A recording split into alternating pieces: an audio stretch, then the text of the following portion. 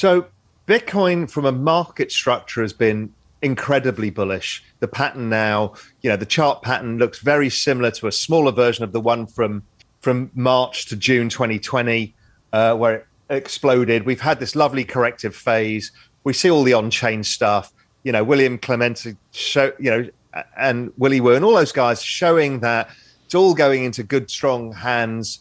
We had the China FUD. We've had a bunch of FUD. This usually, and there's no guarantees, usually October, November, December is ridiculously good, particularly at this point in the halving cycle. So structure, it looks amazing. So, okay, who are the buyers here? So most people who got into crypto came in via Bitcoin. That's always the case. It's the big daddy asset. And then people move out the risk curve, and that's pretty normal. So who's the next big buyer of Bitcoin? It's pretty clear to me who they are. It is the ongoing institutions. I mean, that just keeps going. And I think we'll see an acceleration in that, particularly if the price breaks out, because everybody's like sheep. They always want to follow each other. Secondly, it is the coming ETF. It's definitely going to, well, definitely, I don't know that, but I just have a very strong feeling it comes in the next, over this October, November, December period. And that will drive a huge amount of money in the space because it allows RIAs to allocate and ordinary individuals in a way that they can easily understand. And finally, I think we're starting to see noise from the sovereign wealth funds. So I know some of them, and I've talked about this before with you, is some of them are already allocated, but I think we're going to start to see more sovereign wealth activity in the space. So Ethereum, again, the charts look absolutely astonishing. The on-chain activity, the adoption is by far the largest of anything in the space. So it's huge what's going on. The move towards ETH 2.0 means that, at a simple level, everybody's going to stake everything they've got to get it there. And so that takes all the coins off the market. There's about 11% of all ETH in circulation. So it's almost unbuyable. So you bring a whale into the market, the price just explodes. So I've never really seen a setup as good as this in that respect. So I think it's a very high quality bet for the time being because of all of this stuff that's either off exchange, being staked, and there's no free supply, and demand keeps going exponential. So I like ETH overall. What's interesting is we're starting to see institutional adoption. So I spoke at Cowen's big event, and it wasn't about Bitcoin. It was solely about Ethereum, which took me by surprise. That's the first one I've done. It's kind of been referenced in other ones, but here I am now speaking to investment banks when they're asking me to come and talk about Ethereum and just skipping Bitcoin, saying, well, we assume you know Bitcoin, but here's another opportunity. So I think there's a lot more adoption to come in that space. And I think there's going to be an ETF there too. And again, with this really restricted supply that's going on because of ETH 2.0, I think it drives prices a lot.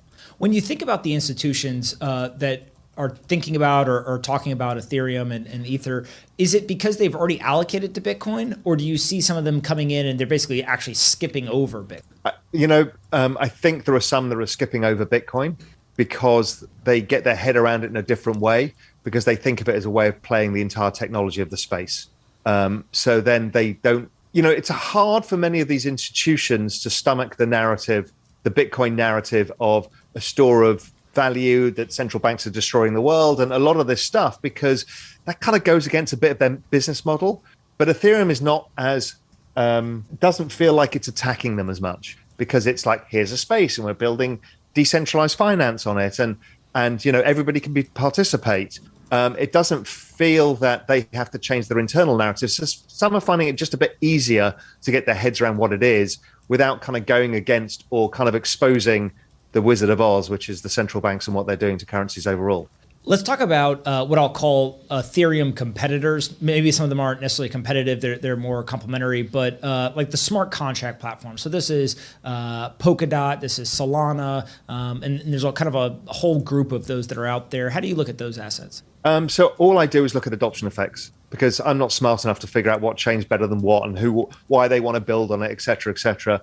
But interestingly, as I've mentioned before, Ethereum is exactly following Bitcoin in 2017 in both price and price structure.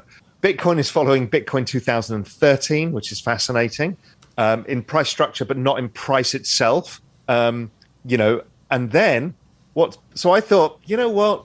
I bet you Solana is following Ethereum in 2017. If anybody was in that market at that time, Ethereum was the rocket ship that took everybody by surprise. And guess what? It's exact chart fit. and the prices are the same.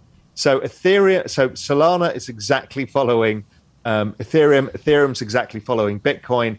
It's like the magic is all in this network adoption, and it kind of all makes sense. The other two that are in that kind of fast growth, fast adoption phase where you see exponential price rises more than anything else is obviously Terra, probably Avalanche, and probably Polkadot.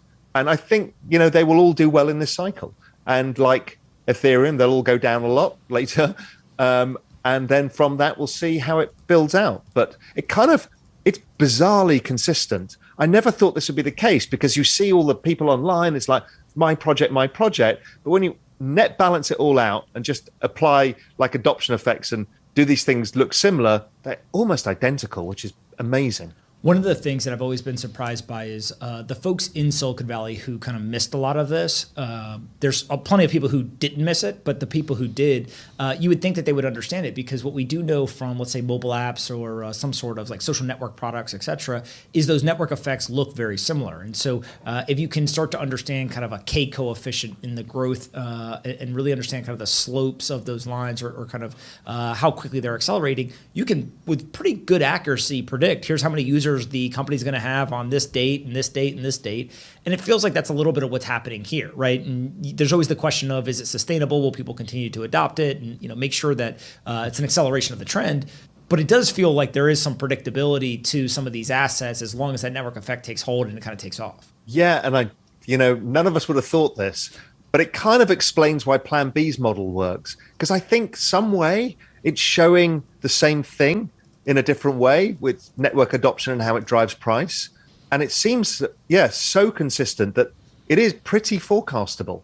Now, we don't know how the cycle's going to play out now. What's going to happen in the, in the bear market? When does that come? Does it come in the same structure? I do think it probably decouples to a certain extent because I think the adoption is going to be really quite big. So that lowers, as a network gets more adopted, the volatility lowers. So I think we're going to see that this time around, and it will decouple. I also think the cycle goes on longer just because of two key factors. One is ETH 2.0 will probably be, I think, the end of the cycle, because everybody will, once it unlocks, people will sell some of their ETH that they put in for the staking. I think that's a pretty common thing to do. That happens probably around tax season as well, so people realize gains. And then in addition, I think the ETF will have come out at that point, and a lot of the pent-up demand will be in. And then we'll have to deal with a bunch of people who don't yet realize how to deal with the 70, 80 vol asset. It's, and you've spent a long time doing this. We all have, is to teach people how to hold, how in a network adoption effect model, you will get volatility, but is more than compensated by price if your time horizon is long enough. And we're going to have to teach all of these RIAs this, because they're all going to panic out. So, there's a lot of work for us all to do to get people to understand how to deal with high vol assets and what it means as well, what it could mean if they do hold on.